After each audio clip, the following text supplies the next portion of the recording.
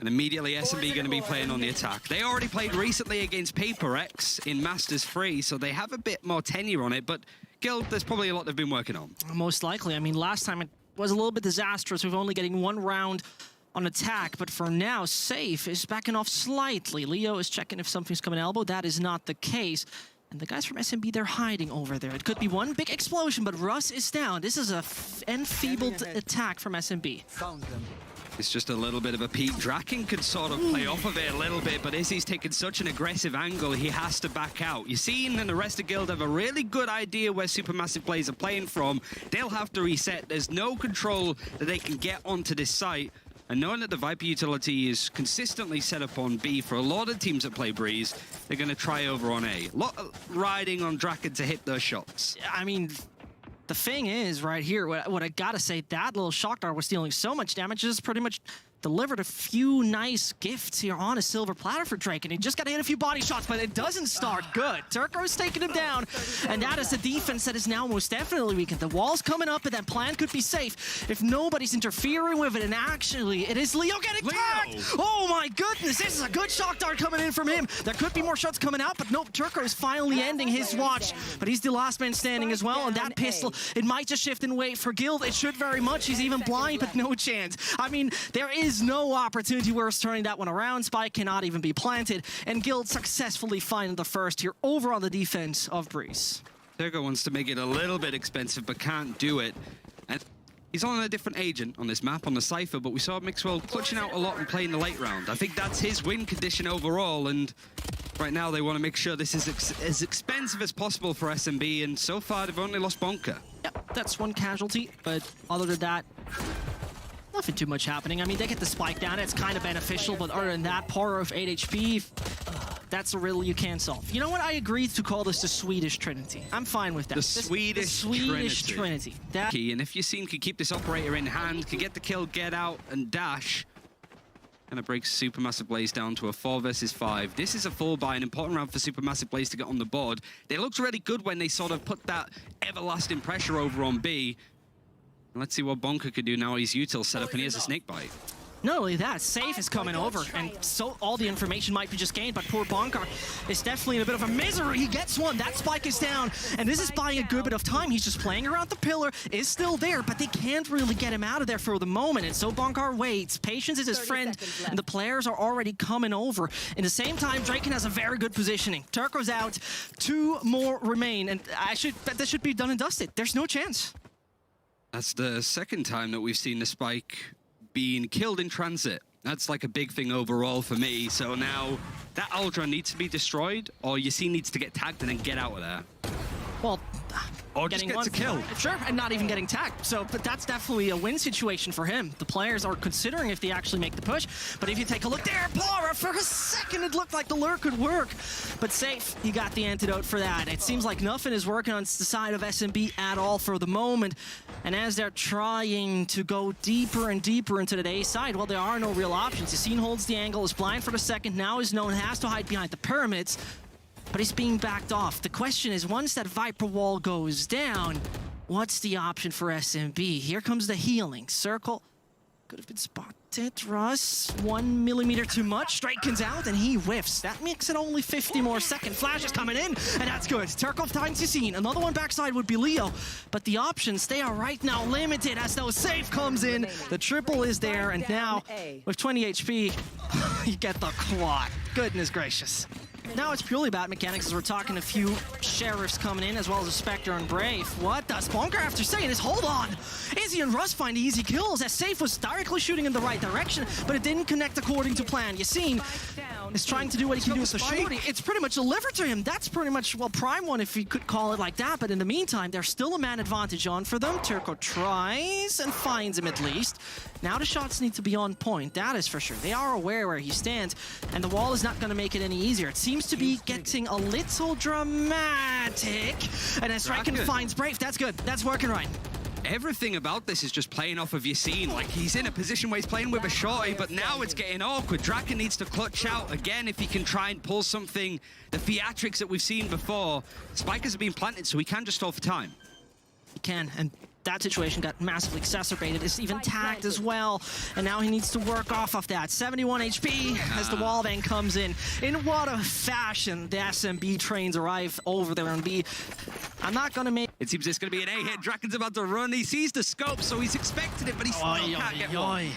And the thing is, you saw it on the minimap, they have tagged. They've left a little tap over there, and they knew that somebody must be in cave. That's good timing. Perfect scenario.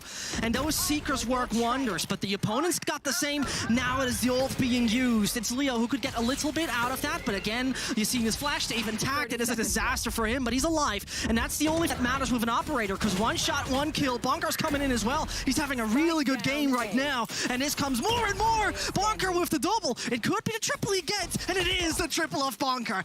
This is a man you usually don't see perform that well, but Draken's lurks are fun. Izzy though knows what to do once the scene gets a little dramatic for him. Takes out Yacine with ease, but again, knock knock, it is Draken. Really interested to see what Sayf tries to do. Actually, the Viper's Pit's going to be extended. I like that. And Sayf is just hanging around to see if anything finds an opening, but Draken does get caught out on this lurk. So now it's a bit more awkward. 3 players having to hold one of the biggest maps in Valorant. And the fact that Bonkers used this ultimate means he has to stick around on B. The spike is still over in that direction. That's what Russ is holding on to. Now he's going to start to slip away. I thought maybe there was going to be some presence towards A and then just bull rushing Bonkar again over on that B site. But he's had a great game so far, so I think SMB reconsidering. And now that Yacine is out as well with the operator, that A site might be a little more open, and they still have an owl drone, does Russ. That's the crucial part. You could clear out so much with that, specifically in combination with the recon dart. But Bonkar sticks to the B side, as you mentioned. Means Sayf and Leo can focus on that, but they are a troublesome duo. They can cause a lot of damage, and it seems like they finally tried to get over on the A side. 15 more seconds is not a lot. One big interruption, and the problems come in. Sayf though only with one. Leo has a good opportunity. He's gonna deny it. Yes, he is denying it. They know where the plant is gonna happen, but unfortunately, there's not another shock dart coming in. Bonkar's out. This is the chance for Leo to do it. It could be his clutch. 52 points of health that is left onto Turko, 100 on Russ, but it's still an operator, and so he lurks around the water near the pyramid. Saw the first, but he can't bait out Russ according to his plan. That's the third, a costly one for SMB, but he's trying to do it a little bit differently. Trailblazer is going to put some pressure onto Yacine, who doesn't have the op. He can't afford it this time. And a lot of mid control for SuperMassive Blaze, and another op kill onto Sayf. Don't really want to see that, but they keep on staying to mid, so they don't take too much of a risk. They just wait it out patiently. pAura is waiting close to the shoot, but other than that, it's just pure focus once more on mid. But Draken, the 7,000th time he has already moved through the position of cave. Now, obviously, the tripwire is a little annoying, but he's gonna... Now this is kind of the paranoia starting, and he even gets the kill. Wow. Perfect stuff. That's the op dropped. It can be picked up, but who realistically wants to try and op an attack in this situation? pAura's gone, guys, I've got a bit of space. There's a tripwire stopping me, and Leo wasn't actually expecting that space to be made up. You're playing against pAura. This is what he does. Now it's the Hunter's Fury that's interesting. Russ is actually going to use it aggressively to try and get Bonkar out of these little nooks and crannies that he can hide from.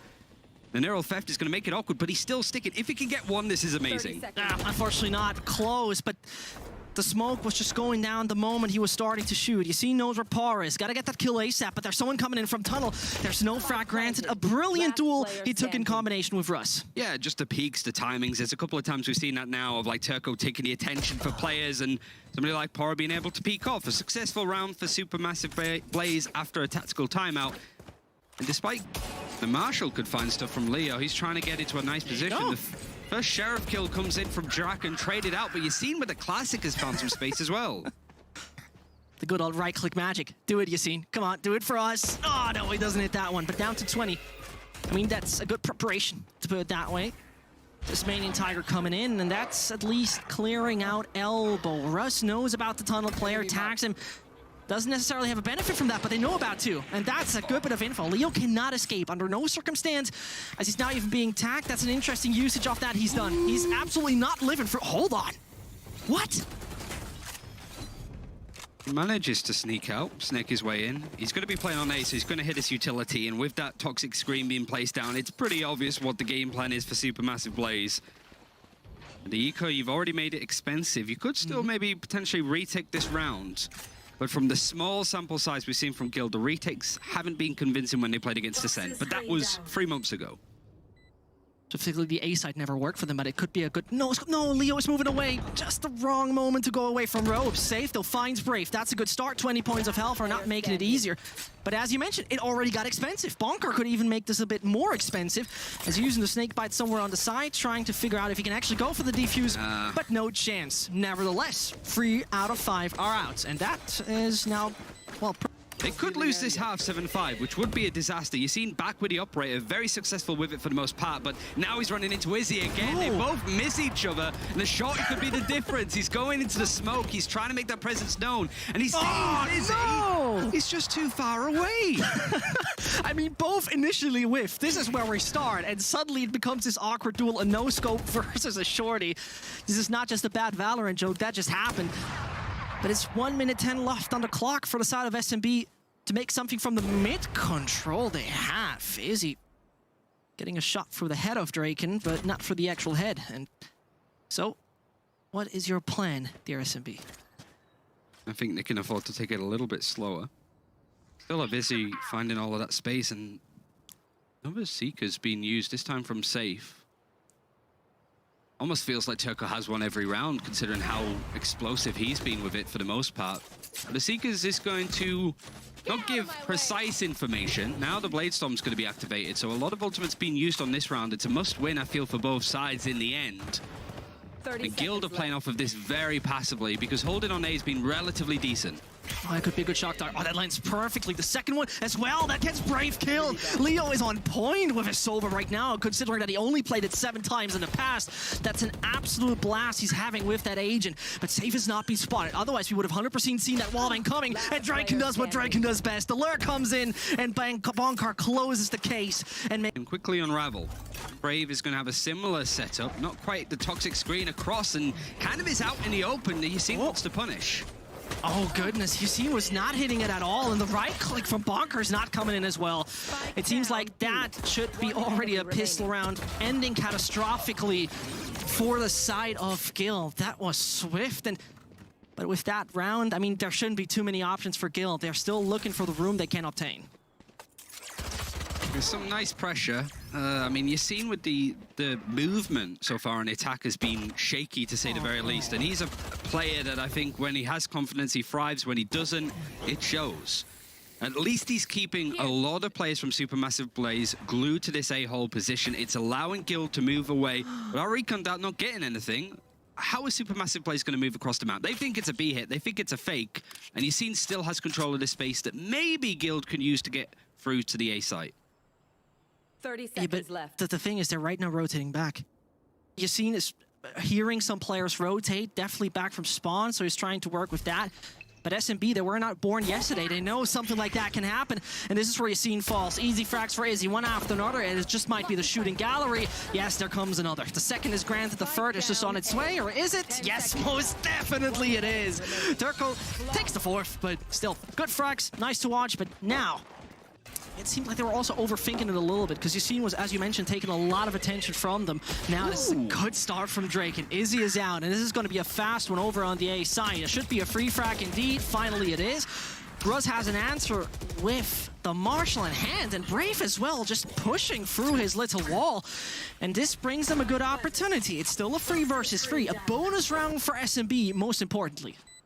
You want to take those guns out of the hands if you can. Brave has just been so problematic. He's still playing on the site. Some of those snakebite lineups have been a bit amiss, but he's still making presence. He's still getting kills. And you see, he wants to try and catch people by surprise, but he runs into pAura. Yeah, and this would be not working for Draken at all. It doesn't.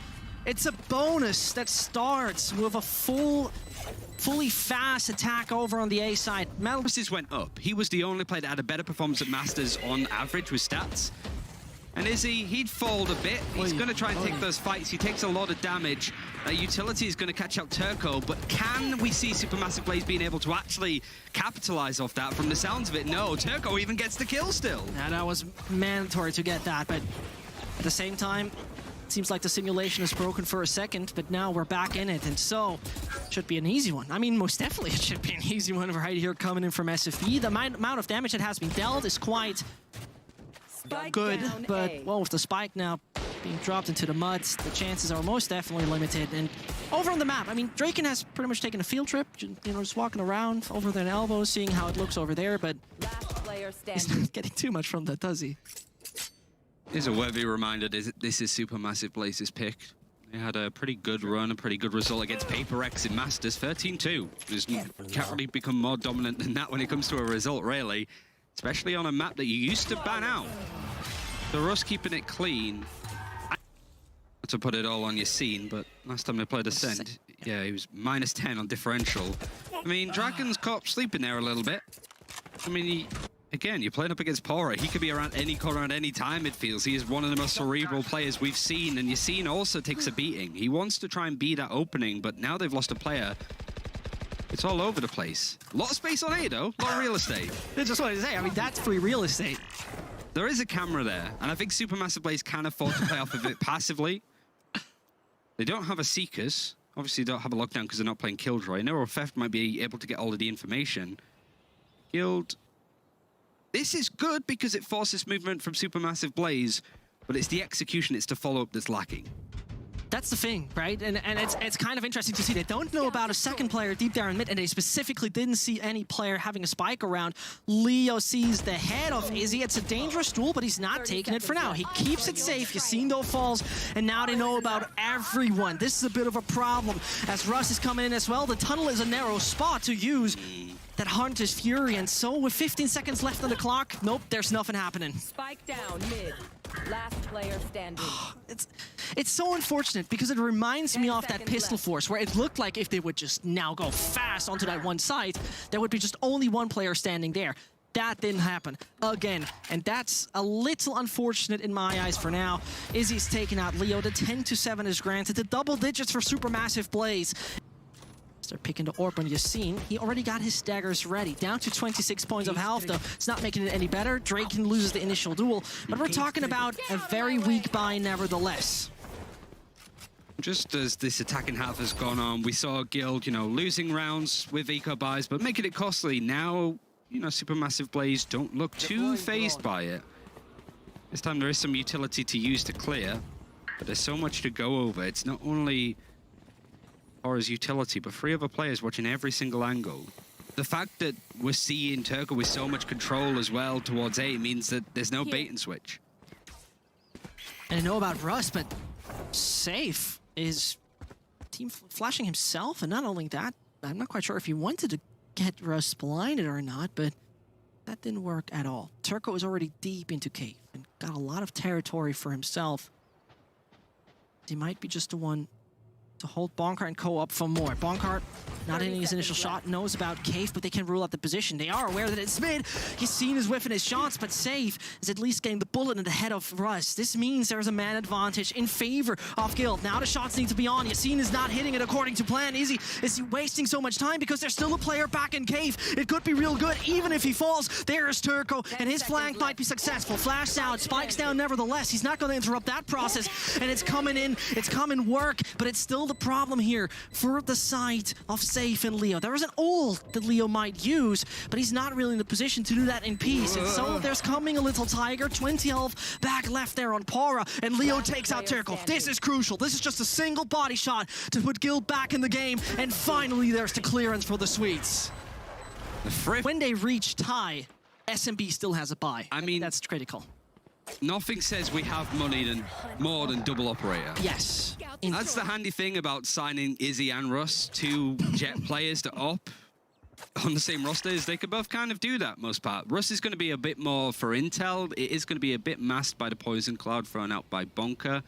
Doesn't really matter in the end, though. Not only does bonkar go down, but means that there's a bit more vision for Russ to be annoying. Information constantly gathered from Guild, and despite trying to scale up mid, which is what they've been trying to do every single attacking round, feels like yet again run into a bit of a road bump.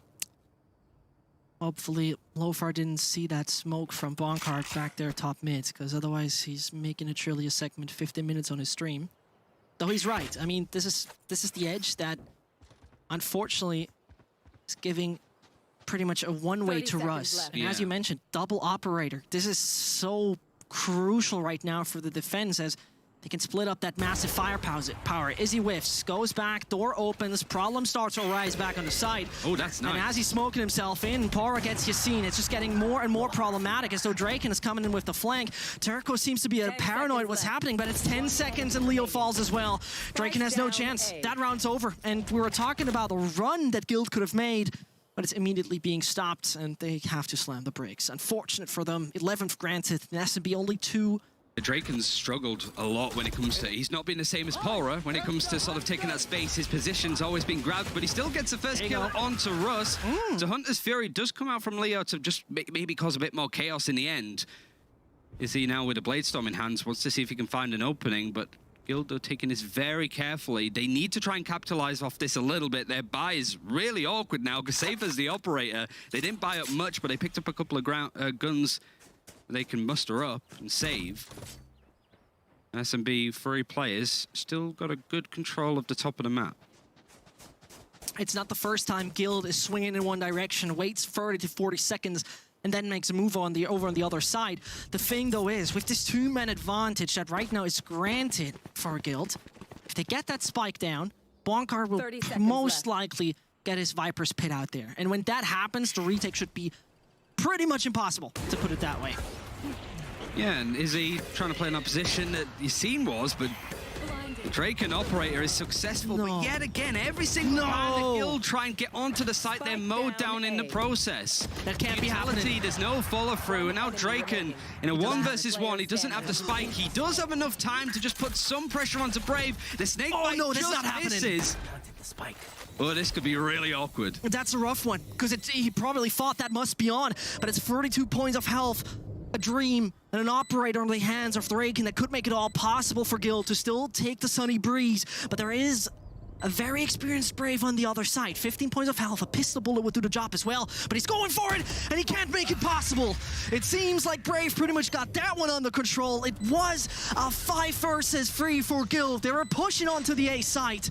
And SMB have just had such a good read on everything that's been happening. Well, talking about a good read, Turko is getting all that space, and obviously he's going to abuse it. And as he's got all of that, he's even taking out Yacine with him. Save on 18, the other one on 100. It's not looking good for Guild at all. And you know, there were disastrous, dire rounds where it looked like there will be that magic clutch, but draken is throwing kaquka's best ult into the game. Has a bit of information, but that's it. Yeah, we've had to rely on the Guardian quite a lot. That's a lot of steps. That's going to be heard very close up from Russ. That's good information to use. And Leo's not with the execute. That Sova utility, sorry, could be very useful, but he finds the flank, but it's all up for him to do. 13-8, Guild, 1 attacking round again.